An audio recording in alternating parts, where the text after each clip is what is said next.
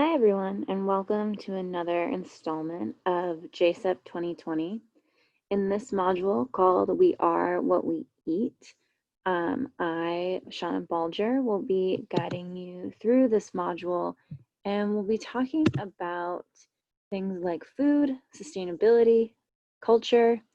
We'll be going over some environmental social science methods and what that means, and how environmental social scientists answer questions involving food and culture and sustainability.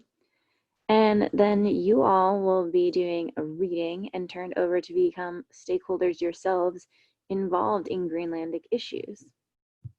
So before we jump in, it seems prudent that maybe I'd introduce a little bit about myself and who I am. So that's me there in the middle. As I mentioned, my name is Shauna Bulger, and I'm a PhD student at Dartmouth College. I'm just starting my second year, and I am a graduate fellow on the JSEP program, and very happy to be here. I identify as an environmental social scientist, and as I mentioned, we'll talk more about what that means, but specifically, I'm interested in researching food systems and sustainable livelihoods. I'm originally from New Hampshire in the United States, and I, in vein of my own food interests, would identify as vegan, although I admit I sometimes cheat with some of my favorite seafoods or ice cream. Now, let's hear from all of you. So for this first little activity, we're going to identify all of ourselves with our quote unquote new names. So if you're in person, maybe do this on a piece of paper. If you're on Zoom, you can follow the instructions on this slide to rename yourself. Of course, use your first name so everyone knows who you are, especially if you're working with new people. But give your last name a bit of a twist. Make your new last name your favorite food.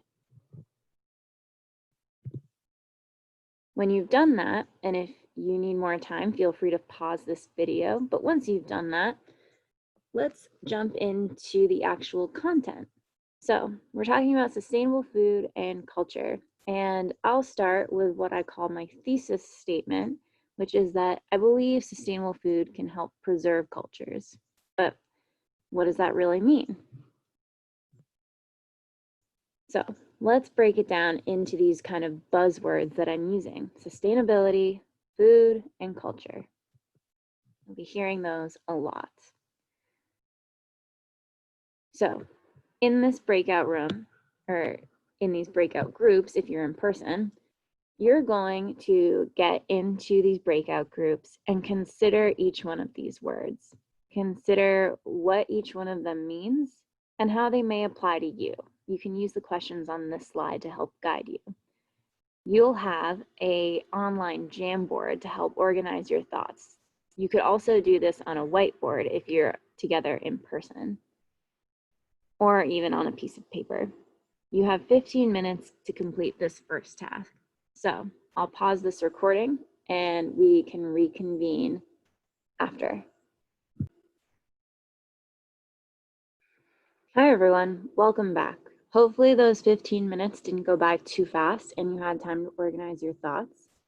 Take another few minutes to discuss between groups now what you all came up with. Feel free to examine the Jamboard and what you all wrote down, or a whiteboard or piece of paper, whatever it is you're using to hash out your thoughts. Take some time to discuss what these words all mean to one another and how you might define them. Defining words like these, especially when they're buzzwords and used popularly, you may find it's hard to actually come up with one definitive definition. So if you take a few minutes to do that, I'll pause again and we'll come back to actually getting into how I view these words and maybe some definitions that might be helpful to all of you.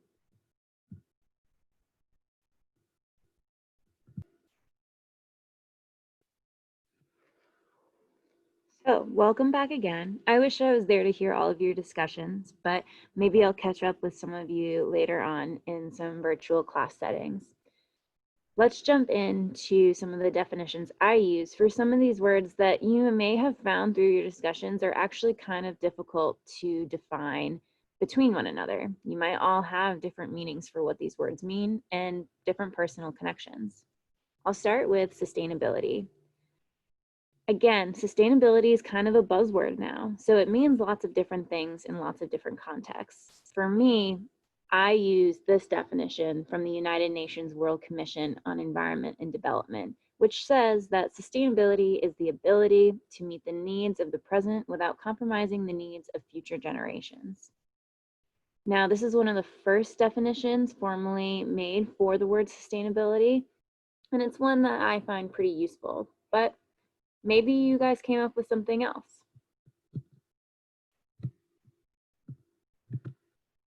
The next word we talked about was food.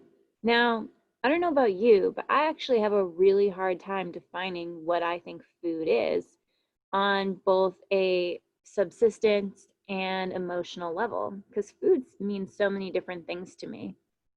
But this is actually a definition that I'm working on that is somewhat adapted from this book by Michael Pollan in Defense of Food, but it is still somewhat of my own adaptation to this definition.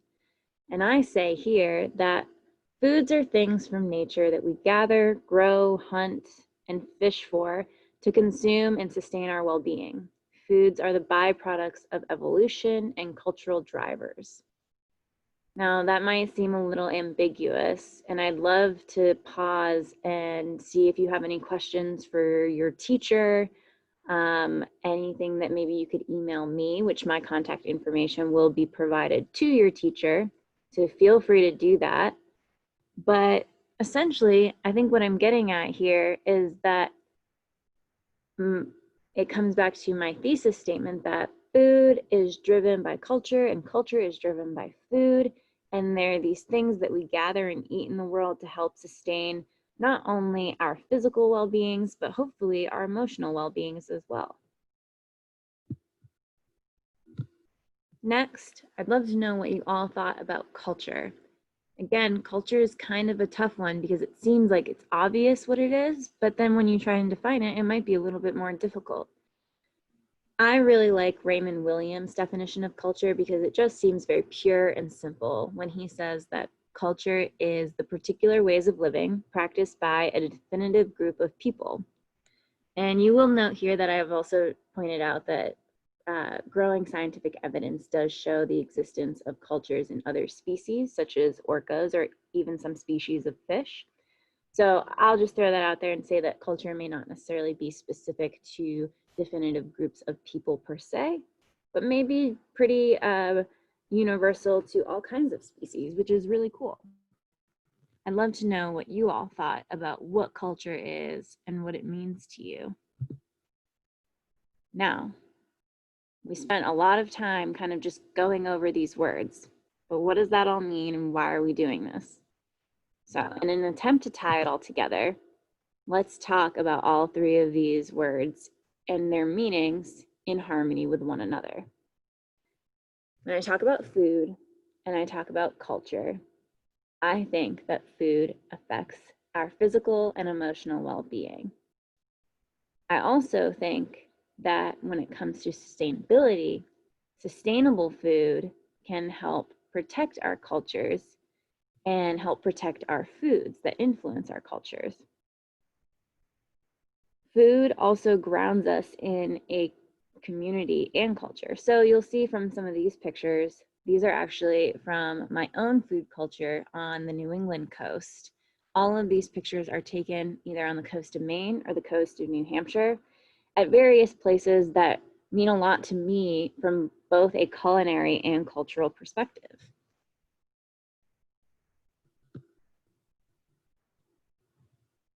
Why does all of this matter? Well, let's look at maybe some of the statistics of what's driving or threatening culture and food. The first is probably pretty obvious to all of you. There's a lot of people in the world. And what this means for our environment is that we are putting more and more strain on the environment as a global biosphere every day with more people. Now, you will note maybe from the purple line that our rate of growth is actually declining. So we're producing fewer people every year, even though we're still increasing the population. But even though our rate of growth is declining, we're still increasing absolutely as a population and are projected to do so until the year 2100, where we'll probably have a population of almost 11 billion people. And that's a lot of people, and they all need to eat and probably all want to work or participate in society in some kind of way. But the reality of what we're seeing now is that we're consuming the Earth's resources presently at an unsustainable rate. We're doing things like industrialized farming, overharvest, and overfishing. We're contributing to the increasing growth of pollution, which is all being exacerbated by human-induced climate change. And as we see time and again in some of these headlines, the outlook doesn't always look great for individuals and communities who are trying to prosper off of our land and seas. We're seeing the disappearance of what I'm calling autonomous livelihoods, or basically people that can work for and subsist themselves. So maybe like a hunter or a fisherman that owns his own boat. We're not seeing as many of those anymore. We're also risking higher rates of malnutrition and food insecurity in the world because there are more people and we're taxing our resources to produce either the same amount or not as much food. And finally, we risk this thing called economic and cultural depression of communities. Now, an economic depression may sound somewhat familiar to all of you. It's when the economic system in a community or a country doesn't seem to be functioning as well as it possibly could. But a cultural depression is, though related, something else entirely. It is the loss and threatening of loss to a culture and the meaningful practices of that culture. And a lot of those are tied to food or holidays, and they ground people in their communities and potentially give them meaning and hope. And when we see the occurrence of something called a cultural depression, we see a lot of bad effects on that society, such as increased rates of mental illness, such as alcoholism or drug addiction or depression, as well as potential increased rates of violent crime. So having less food and more people does have very serious impacts on communities' day-to-day lives. So what do we do about it, right? I just painted a really bleak picture for all of you. But I don't want to spread any kind of message of hopelessness. If anything, I want to do the opposite and empower all of you to feel like we can do something about it. And you absolutely can. So for this next segment of the module, we're going to focus on how to answer the questions that maybe interest us, and hopefully how answering some of those questions can help us solve some really important problems.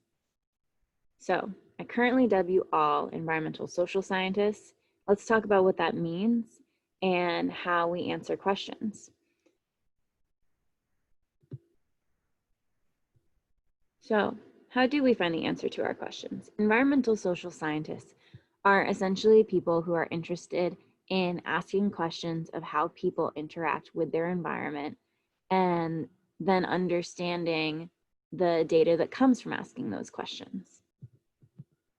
How do we do that? Well, there's a bunch of different ways that environmental social scientists do ask questions and how they go about answering those questions. A few are a couple that you'll already engage with, but there are some new ones too. So you all have already done a survey in your pre-work.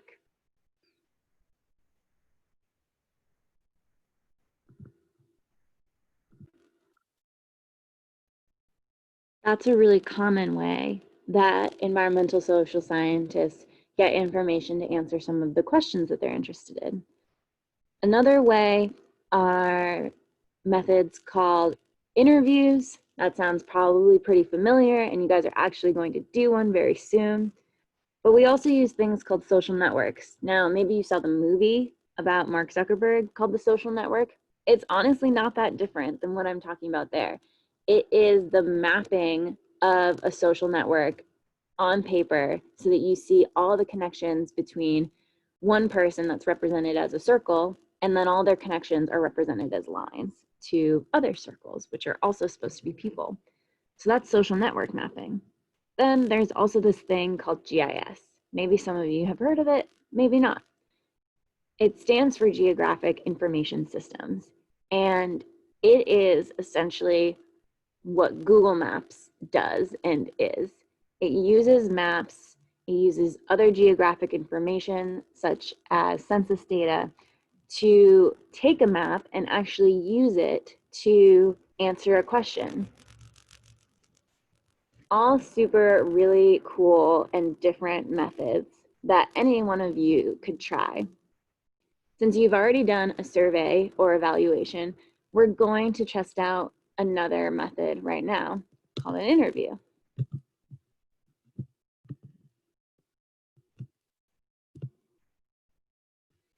So in this next breakout session, you are going to get into pairs or small groups of maybe like 3. You'll be interviewing one another about your survey that you did on a recipe. Again, you can look at the next Jamboard and either contribute to it with some new questions that you came up with in your interview, or you can rely on some of the questions that's already on the Jamboard to help facilitate your interview. You have 10 minutes, and you should be sure to make sure that each person in your group gets to do some interviewing and being the interviewer. Now, I'm going to pause this recording again as you all get into your breakout groups and do your interviews. I hope you have fun. Hello, welcome back again.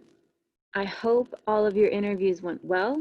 I would love for you all to take a few minutes to discuss challenges or successes that you had in your interviews, maybe some interesting things that you learned from the person you were interviewing, maybe some interesting things that you learned about yourself when you were being interviewed, something that you might not have thought of that someone thought to ask you. You should all take some time to go around and share with the rest of the class how that went for you, what you thought of the interview process. If you think you might want to be an environmental social scientist who uses an interview method, or maybe some other methods that you might be interested in trying out one day. So I'll pause again as you all take some time to go around. Hi everyone, welcome back again. I hope that your interview session and debrief went really well. I'm basically about to send you all off again on another break, but this will be more of a break, I promise. You guys are going to get 40 minutes.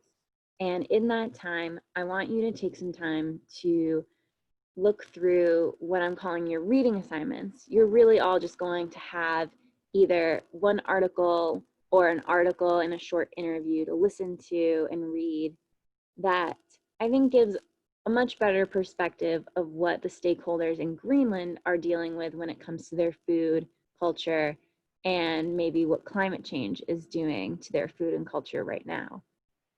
So take some time to do that. Also,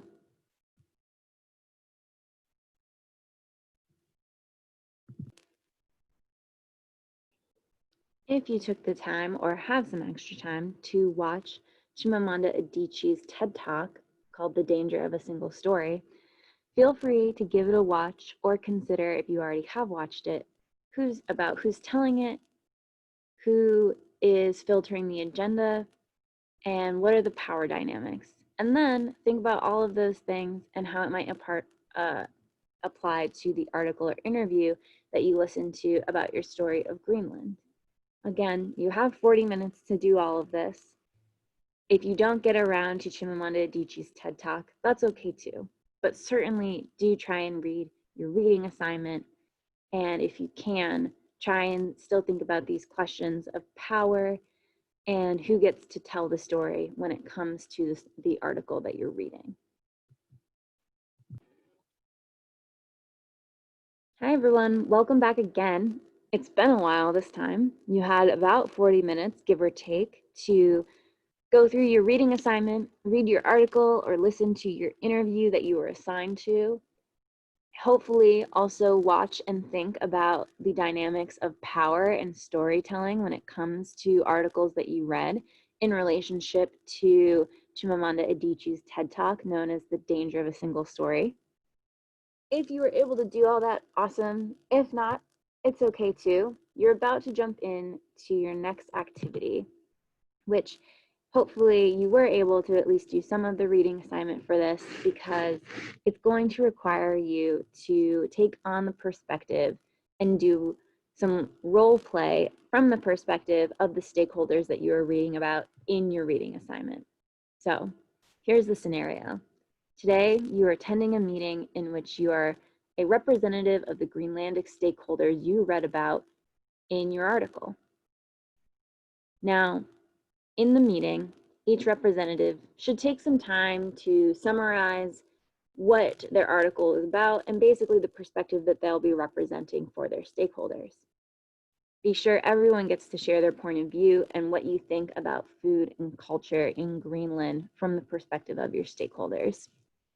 Next, you're all going to sit in a round table and engage in a debate or conversation about what you think about Greenland, the issues that Greenland faces in relationship to culture, food, and sustainability, and what you think should be done to combat issues like climate change and its negative impacts on food and livelihoods in Greenland.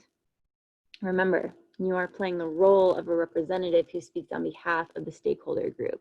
So you have to think about what they would want and maybe not necessarily always what your personal belief system is. Your job today as a group of representatives is to find common ground.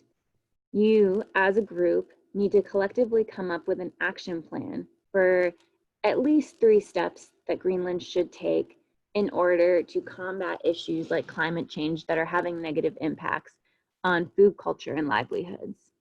So use the third Jamboard to post your quote unquote steps forward and be prepared to share when you come back. You have 30 minutes to complete this roundtable task.